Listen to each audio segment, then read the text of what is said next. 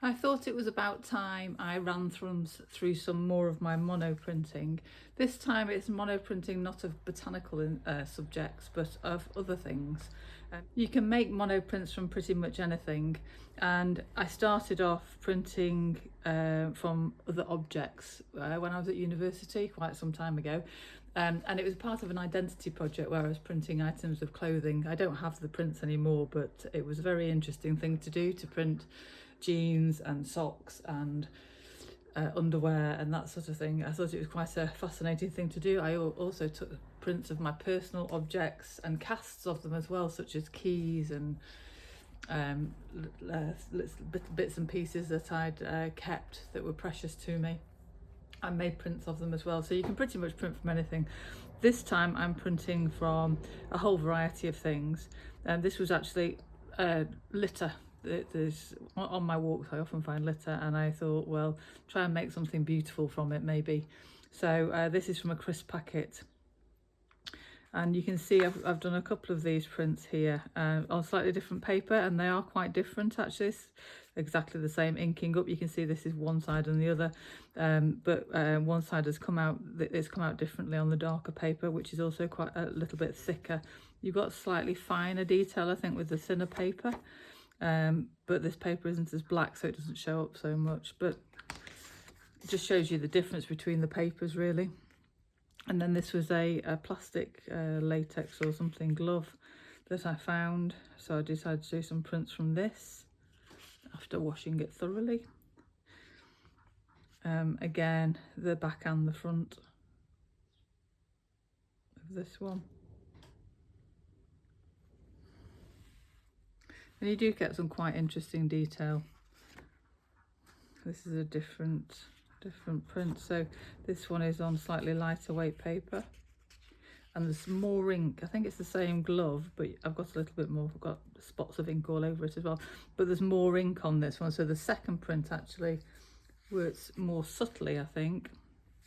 Got more subtle detail from it. You get a higher contrast with more ink. This was a lovely little bonnet that I have that's been, I moved on to making prints from fairly precious objects because they're just sat in a box, and the inks are water washable, so I was able to wash the objects afterwards and get pretty much all of the ink out of them, but they've been sat in a box. These are as old as me because they were actually worn by me as a baby. This is little bonnet hat was worn by me as a baby, so, and then worn by my daughters as well. But they've been sat in a box and they've started to, it's just made of cotton, and they've started to yellow. So I was trying to think of another way of preserving them other than just keeping the object. And I think it's picked up some really beautiful detail. This process has picked up some lovely detail. It's just even the texture of the cotton fabric and the broadway anglais detail, and the folds in where it's gathered around this bit here. It's beautiful detail there. And I often think that this process brings out unnoticed details, the things that you wouldn't pay attention to because you're probably just wearing it. And the process will actually, it picks things up and shows you things that you would not have normally paid any attention to. And then I also had a little pair of socks. Again, the detail is incredible, I think. And fabric doesn't preserve very well. It's actually quite difficult to keep. So these prints will probably last longer than the fabric.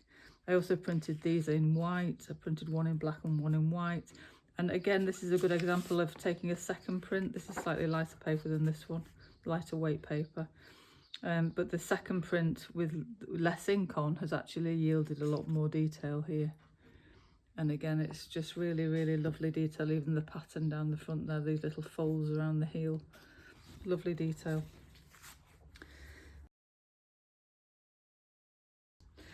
And again, I've picked up some, I wasn't particularly happy with the way it inked up. Actually, it was a bit blotchy at the top, but I'm not too concerned about it really. It washed out well, so I can probably print it again. But I think the detail is really remarkable, particularly the stitching around the toe here. I did use a press to print all these, an intaglio press. so they're under quite a lot of pressure. And I think in order to get this amount of detail, you do really need to use a press. I also printed them with white onto the black. Again, my inking up left a little bit to be desired. It wasn't that regular. Fabric is quite difficult to get the ink on evenly. You think it's even, and then you go to print it and you find that actually it's not that even. But I mean, it does detract from it a little bit, but not vastly so. It's still quite a nice print, I think, of the stocking. And I love the way you've got the little folds and things, the detail of the folds. This one's even better because it's just the other side, but it's not quite so blotchy. But again, the detail from the lace top is really beautiful, I think. They've got a sort of X-ray or ghost-like quality to them. And this was one of my daughters, both of my daughters wore this, one of their little tiny bodysuits, which I was thinking, my eldest daughter was pregnant at the time when I made these prints, so babies were very much in my mind, and I was thinking of ways that I'd like to celebrate their tininess, really. So these little prints, I can't believe they were ever this tiny. These prints are something that I can put on the wall and keep forever on the wall, reminding me of how tiny they once were. And the poppers, the details around the poppers, which are they're just functional things when you're using them as an item of clothing, but when you make a print from them, these little folds where you have the little neck hole there, when you print them, the detail is just so much more beautiful, I think. It really highlights the stitching and the fine details. I probably shouldn't have put this through my press actually, because these poppers were metal, so I did pad it very well, but still shouldn't really put metal things through my press. And this is the back of the same little bodysuit, same print, same time through the press. I just sandwich it between the two, sandwich the bodysuit between two sheets of paper. It's really quite heavyweight paper, this. And this is another example of when the second print often comes out best. So this had a lot of ink on it, and this has much less ink on it. And the second print is quite a lot better, I think. You actually get more detail from having less ink very often. And you can see that again here. Definitely a lot more detail, a lot more subtle details coming through in this area here, and the folds and things are picked up much more intricately. Then I also did, this is a little sleep suit. This one didn't come out, they're toweling. They're like a stretchy toweling fabric, and it was really difficult to ink up. Kept wrapping itself around my roller and all sorts of things. So I'm quite pleased with it as it is, but it was a little bit of a challenge, that one.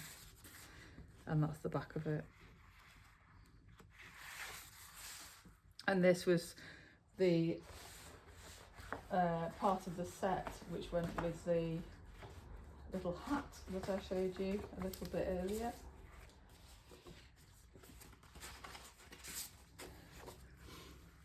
Again, I mean, it's as old as myself, so but this was the little hat that goes with it, and the little dress. It might actually have been a christening dress. I think it was my christening dress. So it's beautiful, picks up the beautiful details from the buttons and things, and little where the sleeves gather. And I think it's a really nice representation. And on the front, I really love the way it's picked up the bow there at the front. Hopefully you can see that. Just about get both of those on. But yeah, I think it's a great process, and it doesn't have to be restricted just to botanical subjects. So I hope you enjoyed that little run through of some of my non-botanical monoprints, and I hope it's springboarded some ideas for yourself. You may want to have a go at printing some of your own clothes, or some of your children's clothes, or some other objects. Please please subscribe so I can show you some more things in the future, and it does help. Thank you very much for watching.